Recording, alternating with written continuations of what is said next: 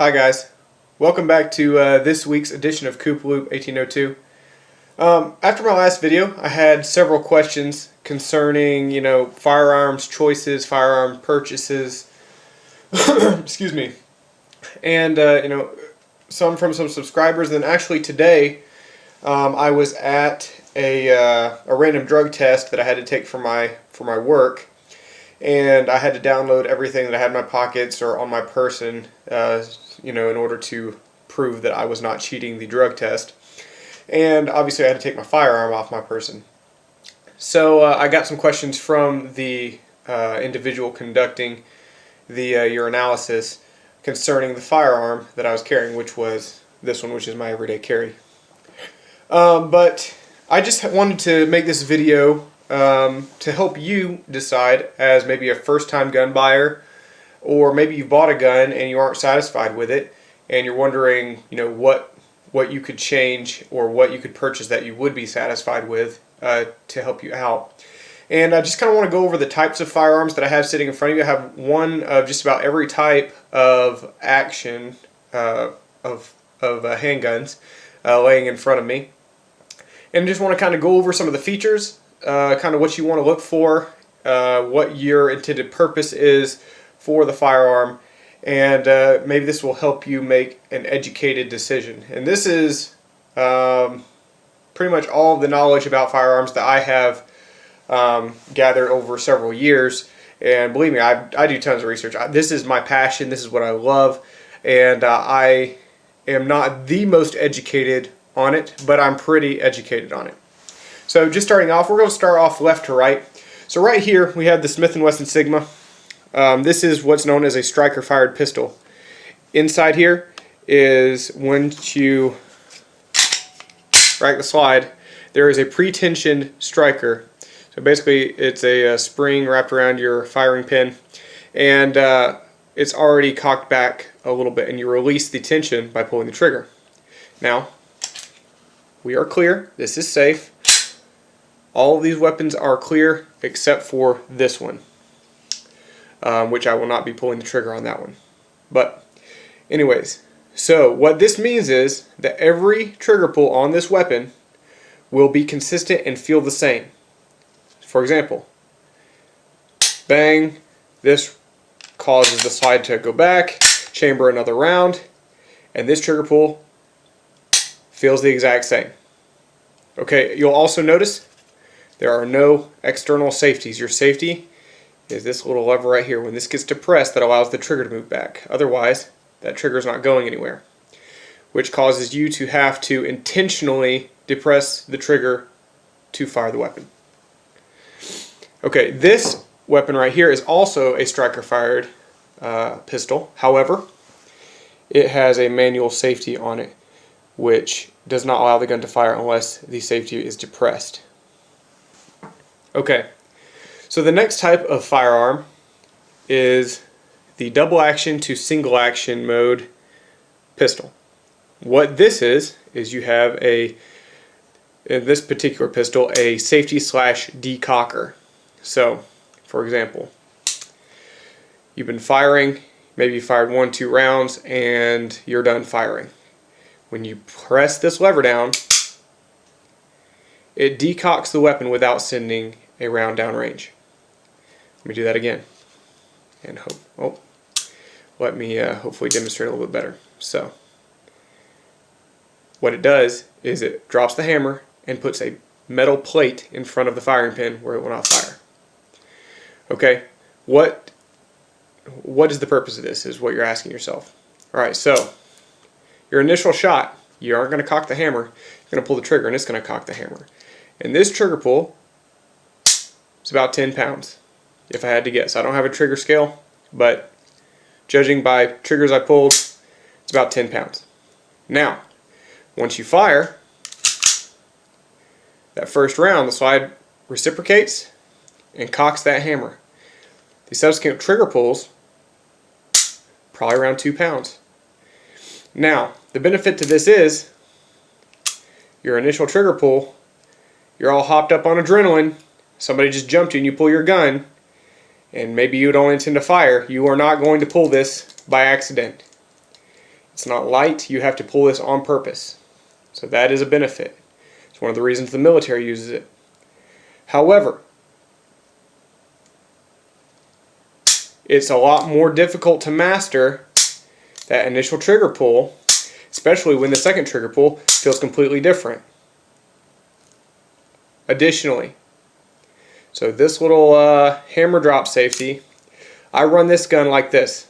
The reason being is that this particular pistol, if you have it like this, it removes that metal plate from in front of the firing pin, and if it gets jostled or bumped or dropped on its end, this gun could go off. Now this is not every double action to single action pistol that does that. This is just this particular model. So I run it with the safety on. If you get a Beretta, you get a Sig Sauer, they're hammer drop safeties. You can run those with the safety what you would consider off. The safety is not actually off. You've just dropped the hammer. The safety is the heavy trigger pull. Alright, moving on to the next type of firearm. This is a single action weapon. You'll notice the hammer is already cocked on this weapon.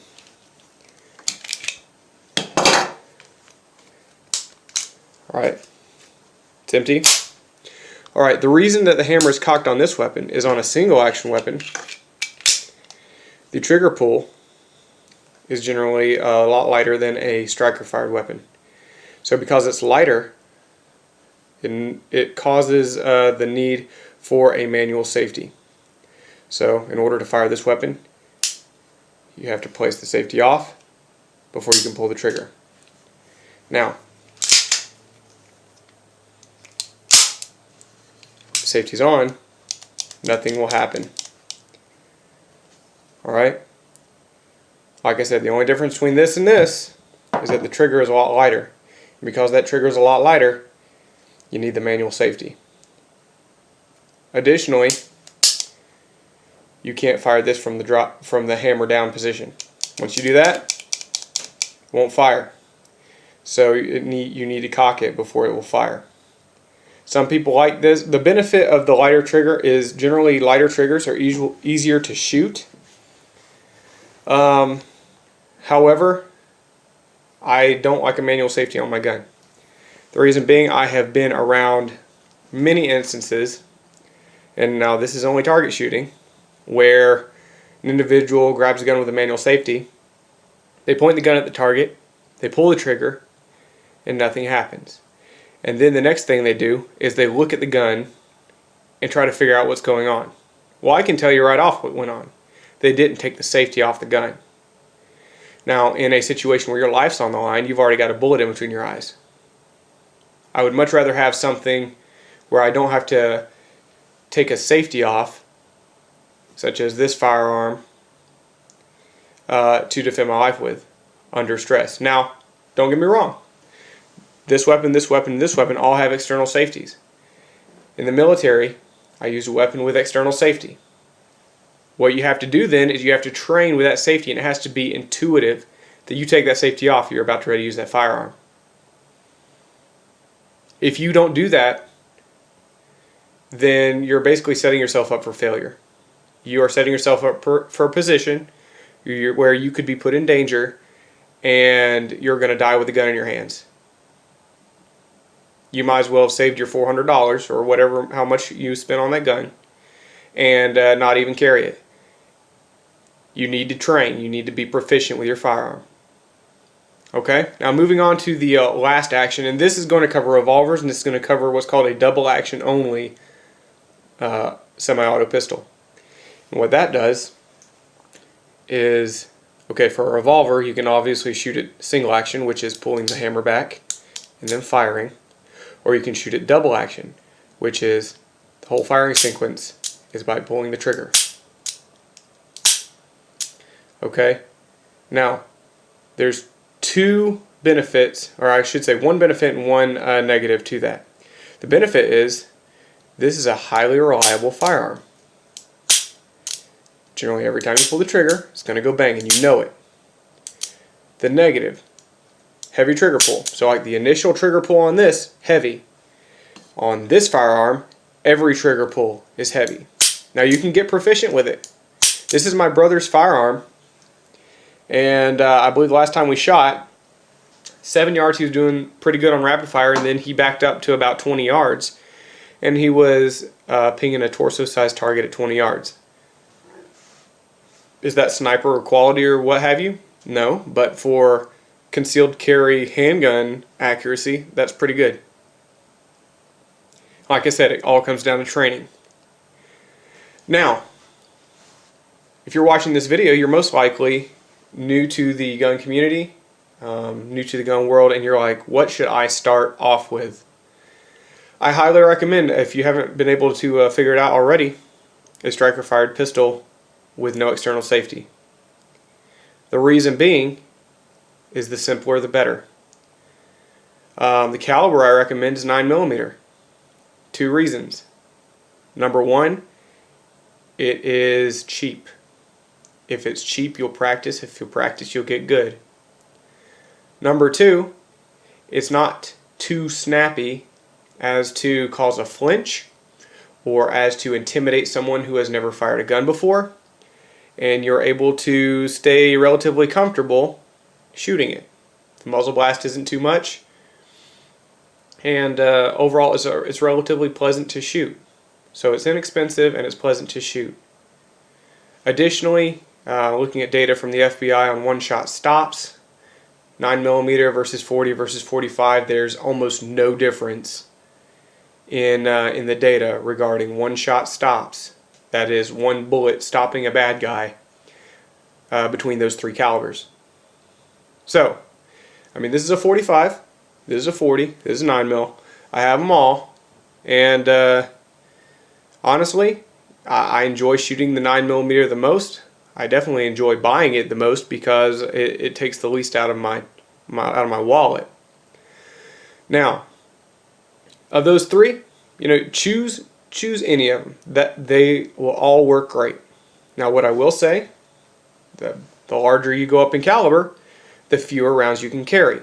For example, this gun carries 8 rounds. This gun, which is much smaller, carries 10.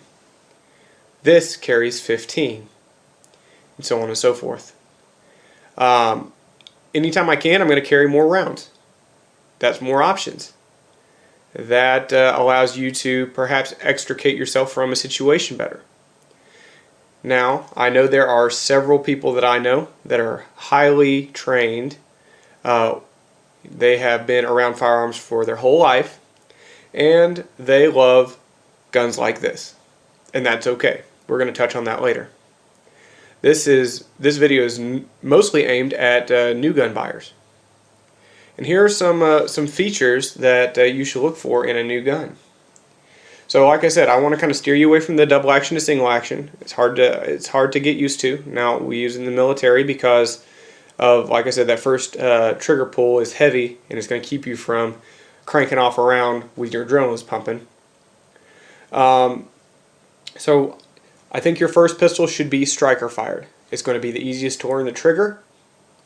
Everything is going to be consistent. I think it should be 9mm. I think it should be that because of cost effectiveness and ease of shooting. Additionally, alright, now we need to delve into what are you going to be using it for. If you're going to be carrying this gun concealed, and that is your primary use for it, you should probably get something in the compact range.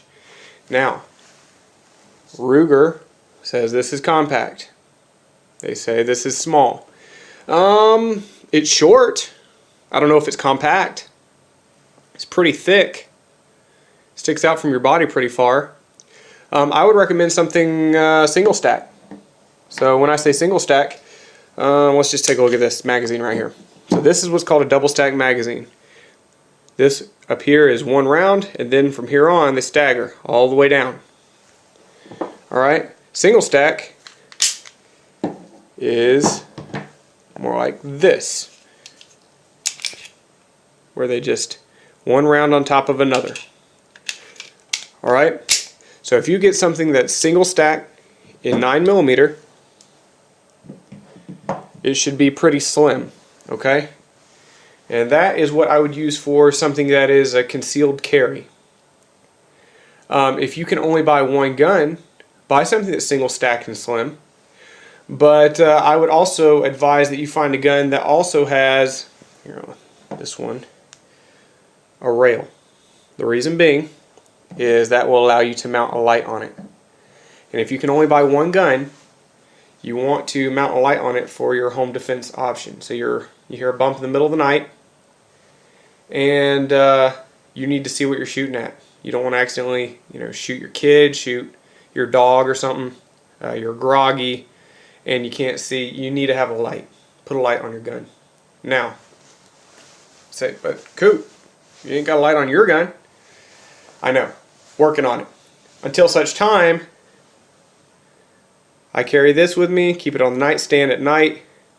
I run a light with the gun.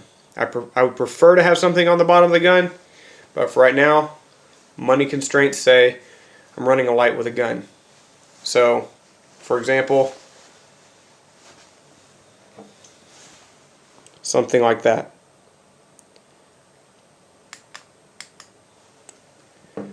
Alright, so that is an option, but if I could only buy one gun, definitely get one with a rail on it. Right, so striker fired, rail, single stack. What I would caution you against, and I know some people are bound and determined to have this on their gun, manual safety. I've just seen it too often where people forget to click that thing off and they end up with basically, this is about as useful as a rock if that safety's on.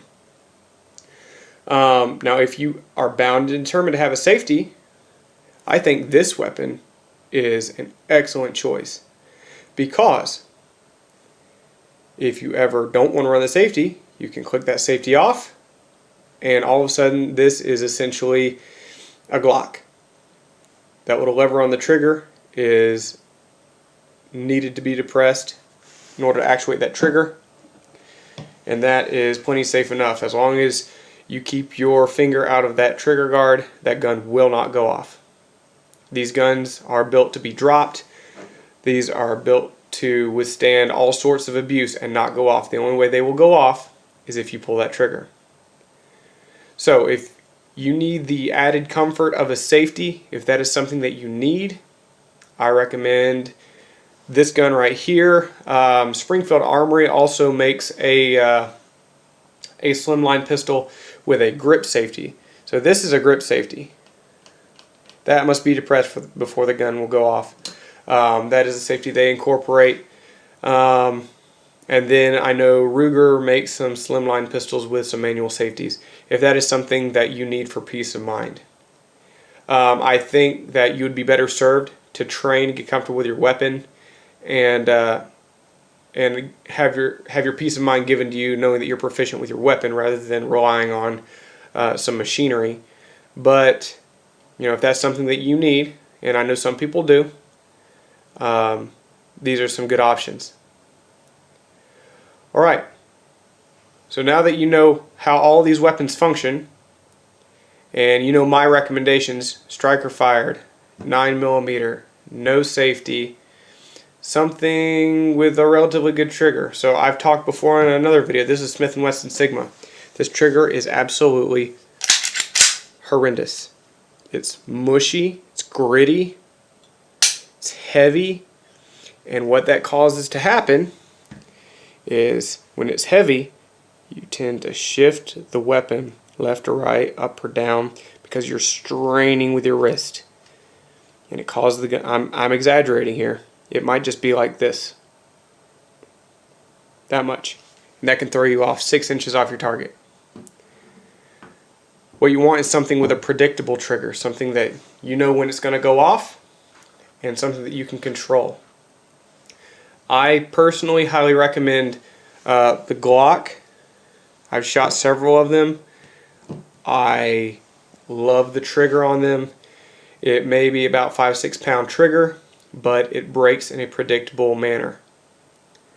Some other options would be perhaps a Springfield Armory. I've handled some of those in gun shops. The triggers are very predictable. And then This Ruger, I told you I hit very predictably with it. I've been able to take people who have never shot a pistol before. My brother-in-law, my sister-in-law, even my wife. I was able to take them out, basically explain to them how the firearm functioned, and get them hitting at 15-20 yards within a matter of minutes. And why is that? Because we had a 9mm. It's not going to recoil too much. We had a predictable trigger. Those two things themselves contribute to being able to shoot well and giving confidence in shooting. Okay, covered a lot of bases here. Let's see, let me look at my notes and see if I have anything else here. Okay, the last thing I want to touch on. Obviously this is geared towards new people.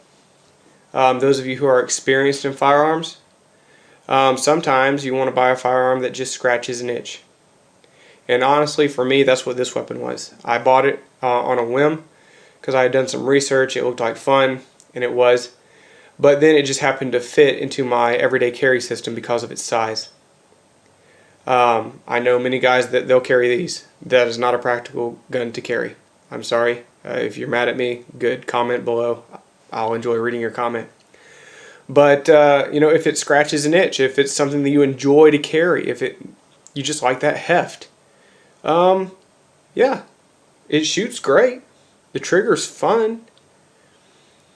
I just I don't care to carry 2 pounds of steel on my belt. Additionally, you know, I'm not a big fan of manual safeties. I think that well, for this particular design, it's necessary, but I think it's just something else that you can forget to actuate in a moment of stress.